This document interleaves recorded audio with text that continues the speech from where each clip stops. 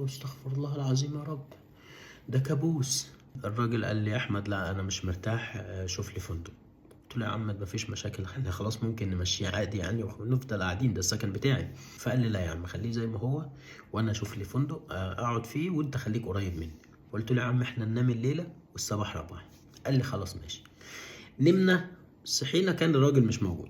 فطرنا وبعدين نزلنا رحنا على سوق اكسسوار الموبايل، لفتنا وتمشينا واكلنا وبتاع. بالصدفة كنا قريبين من المطعم اللي الراجل اللي في السكن ده قال لي انا شغال فيه، فرحنا داخلين طلبنا الاكل اكلنا وكل حاجة. فبسأل الويتر بقول له فلان اللي عندكم ده مش موجود فين، هو شغال في المطبخ ولا في بره في الصالة؟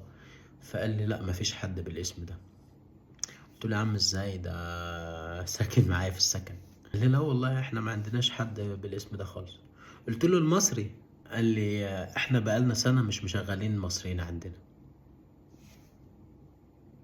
قلت يا دي النيلة، يبقى الواد بيكذب عليا. قلت بقى كده في حاجة. قلت في بالي امال الواد بيروح فين كل يوم الصبح وبيصرف منين؟ اسئلة كتير كانت في بالي، ما كانش في دماغي حاجة غير ان انا ارجع السكن. الراجل اللي معايا العميل ده قال لي يا احمد احنا لازم نشوف سكن ضروري. قلت له والله العظيم اوعدك نروح النهارده نلم حاجتنا والصبح ان شاء الله نحجز فندق. العميل ده كان قلقان جدا. رجعنا السكن قلت له يا عم وادي الباب قفلناه بالمفتاح، دخلنا نمنا في الاوضه. لسه خلاص هروح في النوم والباب خبط، فانا قلت لا يا عم انا مش هفتح. مفيش 30 ثانيه سمعت صوت ضحك قريب جدا من الأوضة. فتحت الباب لقيت 3 أشخاص اللي هم كانوا أول مرة. رحت مسكت في الواد اللي ساكن معايا، فقال لي إيه مالك، اهدى. قلت له استغفر الله العظيم يا رب، ده كابوس. قال لي إيه يا عم مالك في إيه، أنت بتمشي وأنت نايم؟ قلت له اسكت يا عم، ده كان حتة كابوس استغفر الله العظيم. أنا فكرت هما 3 وأنا لوحدي ومعايا ضيف، أروح بيه فين ولا هعمل إيه؟ فقلت إيه ريح الأمور شوية، برضو كده تمسك فينا، ده احنا كنا جايبين لك اكل. وفعلا كانوا جايبين اكل، جابوا لي الاكل. فانا علشان ابين ان مفيش اي حاجة خالص فتحت الاكل واكلت. اللي معايا في السكن قال لي وانا جايب لك باكو معسل علشان تروق على حالك. انا دماغي لفت، باكو معسل ده مش لاقي ياكل، ازاي جايب لي باكو معسل؟ ده تمن 5 علب سجاير. قلت لا، الناس دي ناويين على نية سودة.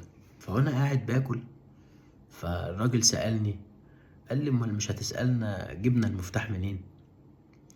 قلت له اكيد معاك مفتاح بيفتح على كل الابواب يعني مش محتاج. فاخدنا الموضوع بهزار، فقعدوا يحكوا في كلام ملوش اي 60 لازمة. فوسط القعدة رحت قلت لا، القعدة دي ما تتفوتش، احنا لازم ناخد صورة للذكرى. ورحت مطلع التليفون القديم مش الجديد، ورحت واخد صورة لينا احنا ال4.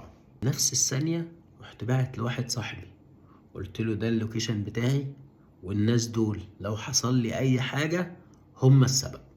ورحت قافل التليفون. مفيش نص ساعة و2 مشيوا، والراجل اللي معايا في السكن فضل قاعد. هو اكبر مني في السن حوالي 10 سنين. فقلت له تعالى يا حمادة، تعالى اقعد جنبي يا حبيبي يا مشرفنا. قال لي ايه؟ قلت له اسكت، مش رحنا النهاردة المطعم اللي انت كنت شغال فيه؟ قال لي بجد؟ قلت له ده الراجل فرحان بيك خالص وعمل معانا احلى واجب. يا اخي بس قول لي ازاي انت سحرت قلب الراجل ازاي؟ ده الراجل بيقول لي ما بياكلش الكفتة الا من ايدك. قال لي اتريق